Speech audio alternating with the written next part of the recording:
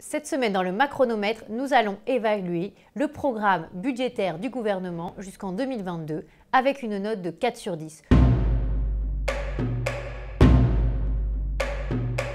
Ce programme vient d'être envoyé à la Commission européenne. Il est bien moins ambitieux que préalablement. Pourquoi? Parce que le gouvernement anticipe une croissance finalement de 1,4% en moyenne jusqu'à la fin du quinquennat, alors qu'initialement, il pensait à 1,7% de croissance. C'est vrai que ça change tout. Résultat, on n'est pas du tout dans les clous pour, par exemple, le déficit. Le déficit était anticipé, en fait, n'existant pas en 2022 par le gouvernement. Il prévoyait d'avoir la totalité des comptes publics, finalement, en moyenne à l'équilibre.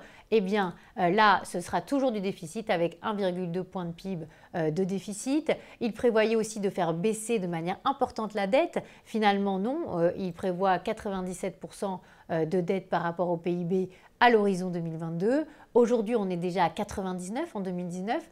Il est vraisemblable qu'on atteindra les 100% de dette pendant ce quinquennat, si rien n'est fait de manière plus ambitieuse. Il prévoyait de baisser plus la dépense publique, et bien finalement non. Il prévoit toujours d'augmenter d'une centaine de milliards la dépense, comme ça a été fait d'ailleurs sous le précédent quinquennat. Globalement, on est plutôt sur des objectifs revus à la baisse. Il y aura toujours 44%, plus de 44% de points de PIB en prélèvement obligatoire. On sera toujours très très élevé par rapport à nos voisins européens. Et on sait très bien que si on n'agit pas sur l'ensemble de ces objectifs-là avec plus d'ambition, eh bien on aura beaucoup de mal à renouer avec le plein emploi, ce qui est pourtant le nouvel objectif du président de la République. Il l'a dit dans le cadre des nouvelles annonces. D'ailleurs, les nouvelles annonces, suite au grand débat, ne sont pas chiffrées, ne sont pas évaluées évidemment dans ce programme. Donc vraisemblablement, une partie est déjà presque obsolète.